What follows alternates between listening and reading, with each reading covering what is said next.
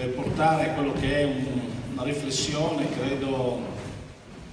dovuta in un convegno così importante che segna un appuntamento così importante, 60 anni dei Trattati di Roma. Ovviamente la presenza autorevole di rappresentanti delle istituzioni, siano esse europee, nazionali che locali, danno uno spaccato autentico di dell'Unione Europea, della dimensione europea. Mi spiace non tanto perché non mi ascoltano, quanto per la significativa presenza. Siamo usciti adesso i ragazzi, perché vorrei ricollegarmi, perché vorrei ricollegarmi a quel fatto che il presidente dell'AICR regionale Franco Brussa, a cui ovviamente va il mio saluto e va anche il migliore auguri per questo convegno che è riuscito e riesce sicuramente bene anche nel messaggio, per le parole che ha detto, cioè quello che è successo 60 anni fa, quando aprirono le porte delle scuole e fecero uscire i ragazzi in un momento di libertà. Gorizia, Nova Gorica, momento di libertà, una libertà di movimento che effettivamente si è concretizzata, che nacque in quel giorno come opportunità e che si è concretizzata 50 anni dopo, circa 48 anni dopo, insomma, nel 2005, quando in quel momento quei ragazzi avrebbero avuto la libertà di girare non solo nello spazio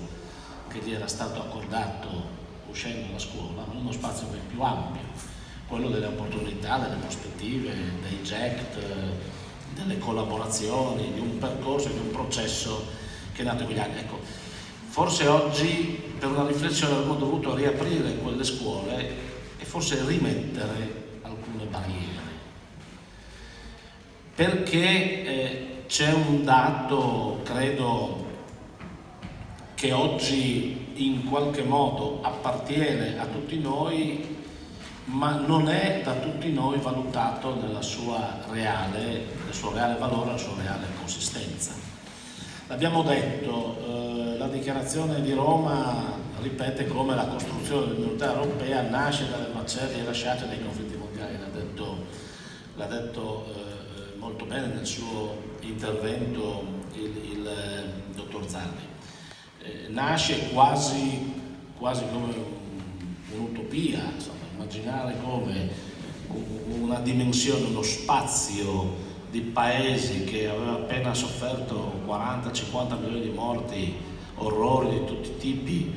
tra l'altro generati in maniera endogena, non importati da dominazioni o da presenze esterne alla dimensione stessa europea, che aveva sofferto tra l'altro su un'esperienza di pochi anni prima, perché noi in questi giorni ricordiamo il centenario della Grande Guerra proprio su questi territori, che tra l'altro fece altre decine di milioni di morti, insomma. Ecco, sembrava piuttosto utopistico immaginare che dichiarazioni di personaggi politici sicuramente illuminati potesse effettivamente concretizzare quello che si è concretizzato con l'impegno, credo, e con la disponibilità di molti a credere fortemente negli ideali, a sacrificare anche istinti nazionalistici o diciamo volontà egemoni, se vogliamo, anche in un contesto politico che ovviamente in qualche modo favoriva questo in una dimensione di luogo, ma che ha saputo rimanere attuale e crescere. Ecco, oggi forse alcune osservazioni, l'intervento Zalli hanno posto bene in questione, molti di questi aspetti oggi in parte sono dati per acquisiti. Riflettevo in questi giorni, ragionando sulle elezioni, fra il prossimo anno andranno a votare i ragazzi che sono nati nel 2000, cioè che non appartengono nemmeno per nascita al 1900. Significa che c'è una società che è radicalmente modificata, che per fortuna sua ha trovato come patrimonio proprio una serie di conquiste importantissime e che forse oggi non non riesce a valutare, non riesce a collimare rispetto a quello che è la dimensione di un intorno che rischia di mettere in discussione per le sue, diciamo oggi sì, pressioni verso la dimensione europea, la stessa Unione Europea. Così sono proposti i leaders di realizzare un'Europa sicura, ovviamente, perché l'Europa, il tema dell'insicurezza o il tema di quella sicurezza che per anni l'Europa ha garantito, pace, solidarietà, se vogliamo diritti civili, libertà di movimento, una serie di valori forti per la sicurezza, per la propria diciamo, capacità di cittadinanza, insomma libera e garantita. Oggi tende ad andare in difficoltà, pensiamo solo a quello che è successo in un concerto, su un ponte, piuttosto che in un supermercato. Quindi un tema della sicurezza che per molti viene sotteso ad una chiusura rispetto a pericoli considerati esterni e quindi magari anche identificati con soggetti che provengono dall'esterno e che mai sono i protagonisti di questi eventi, perché mai un migrante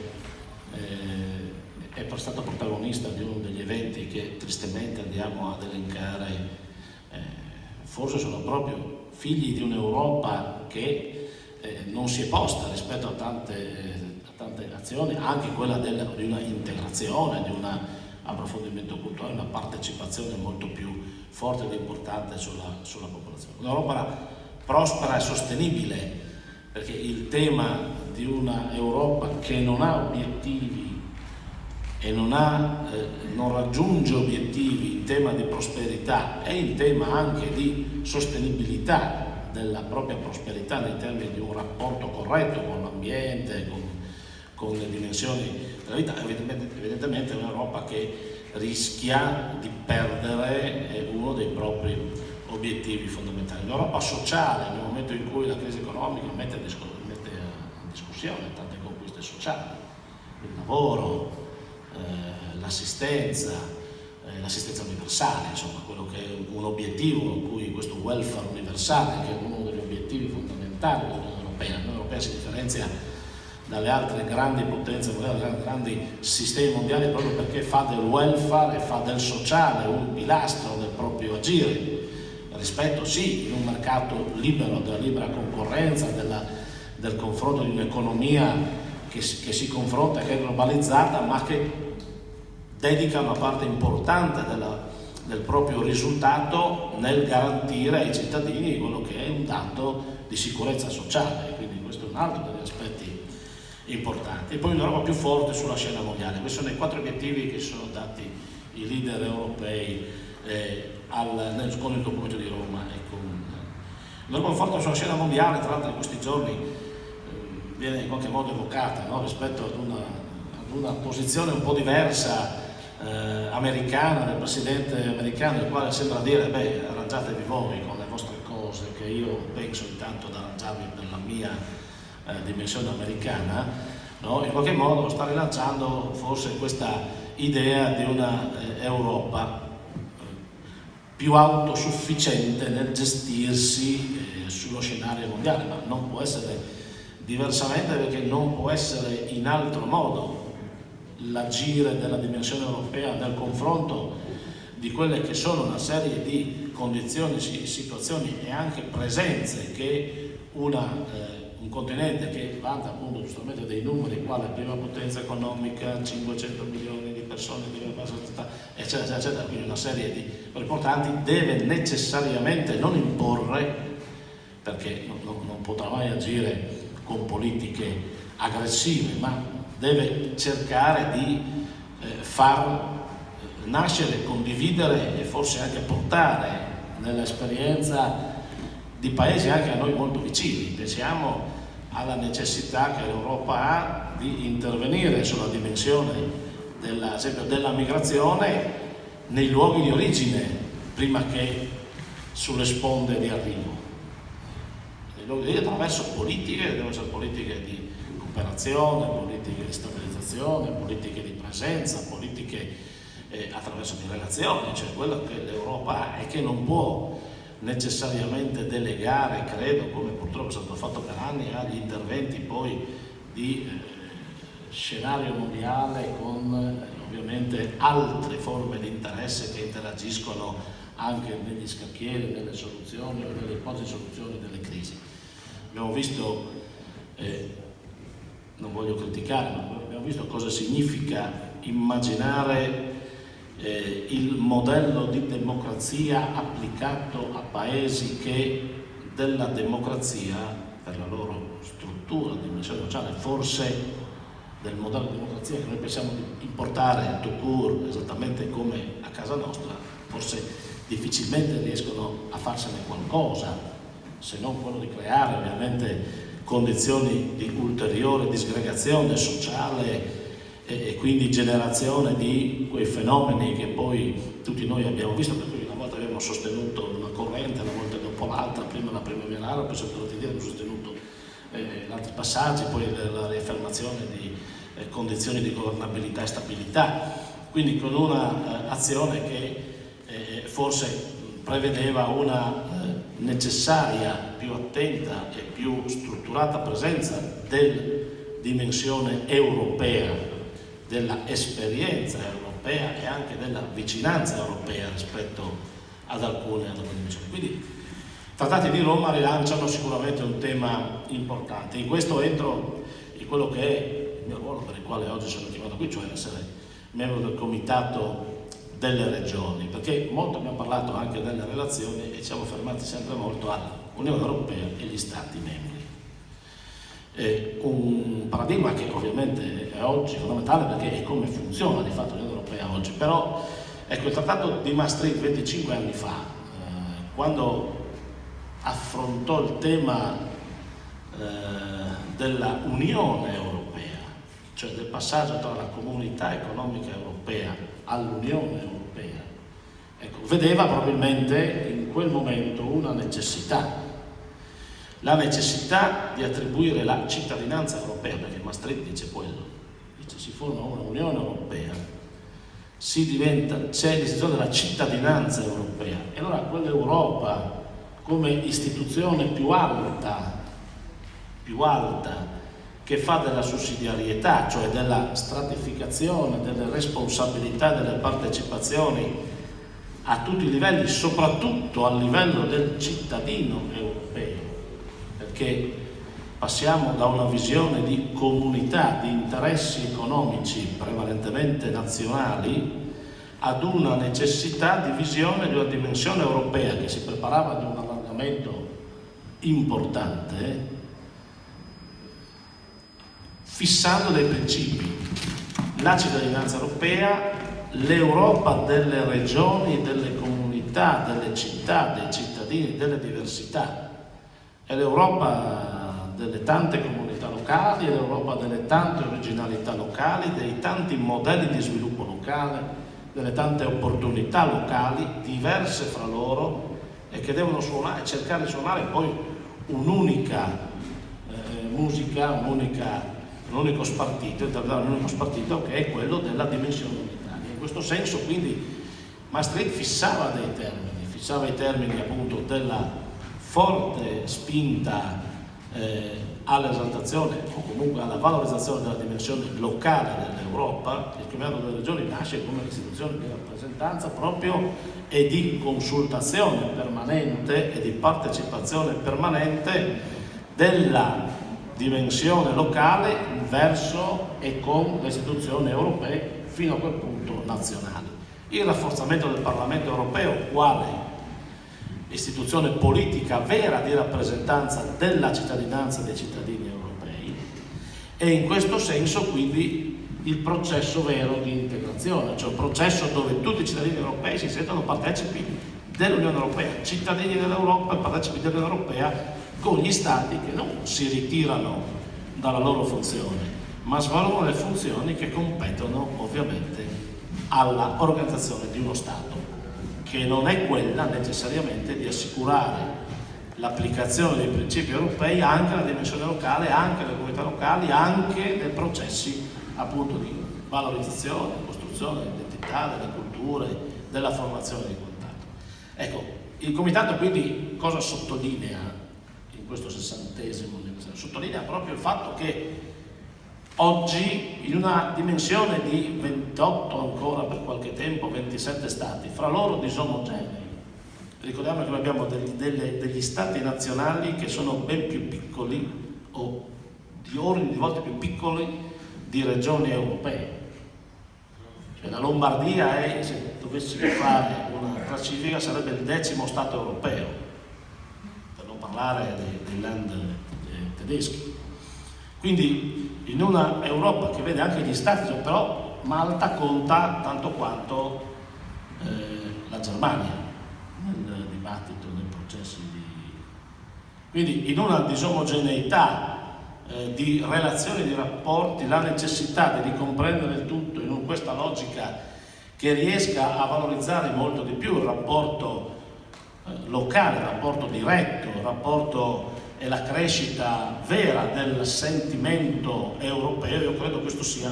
un dato fondamentale. Non a caso il Consiglio europeo ha chiesto al Comitato delle Regioni di avviare un percorso di iniziative locali e territoriali chiamato Reflected on Europe, proprio per riprendere un dialogo e un confronto con la dimensione locale, perché la dimensione locale nel frattempo dibatte in maniera distorta nelle elezioni nazionali, quindi in un luogo che non c'entrerebbe nulla con l'Unione Europea nel suo insieme, dibatte in quelle elezioni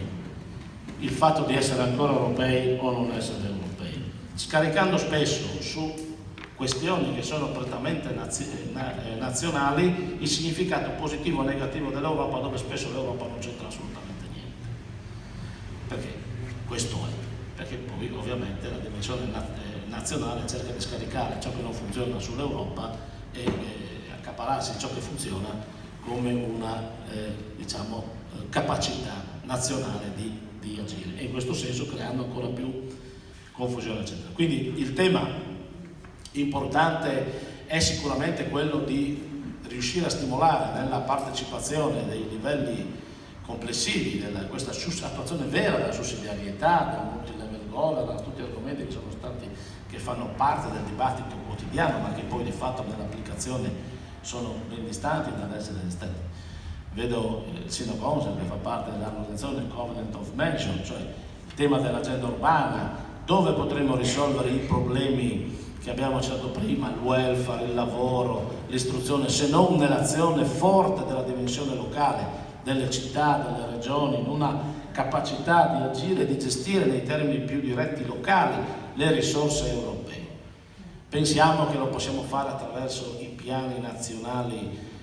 che dimostrano ovviamente sempre una visione dall'alto verso il basso, o siamo convinti che l'Europa si rivitalizzi se siamo in grado di ridare vita, forza e sostanza alle istituzioni di rappresentanza diretta? In questo colloco, e ovviamente saluto anche il Parlamento europeo che si trova oggi in qualche modo ad essere partecipe delle decisioni, perché non potremmo fare a meno, ma che dovrebbe assumere un significato politico molto più forte e molto più in grado di rappresentare realmente gli interessi locali. Ecco, in questo senso quindi credo sia importante oggi questo convegno, questo momento di riflessione, anche perché nel frattempo la Commissione, non riuscendo a trovare un punto di sintesi, ci offre 5 scenari per il futuro e ci dice quali fossimo in una sorta di supermercato con il carrellino, quale delle 5 visioni dell'Europa per il futuro: l'Europa rafforzata, l'Europa come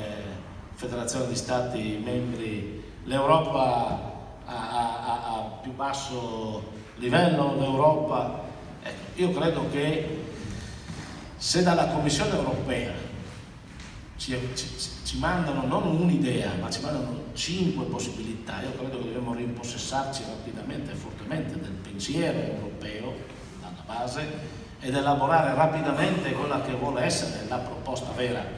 magari non giocandola nelle elezioni nazionali e quelli che sono poi i Macron di turno, importanti sicuramente, o la Merkel che riscende in campo per affermare il principio europeo, ma giocandolo sull'appartenenza vera dei cittadini e delle istituzioni a quel progetto europeo che appunto nasce 60 anni fa girare i bambini nelle strade di Gorizia, ma gli consente 50 anni dopo di girare non solo strade di Gorizia, ma sulle strade di tutta Europa, magari con gli Erasmus, con le opportunità e con lo scambio e la libertà di potersi formare in un ambito che è sicuramente l'ambito europeo, molto più importante, molto più grande rispetto allo scenario nazionale.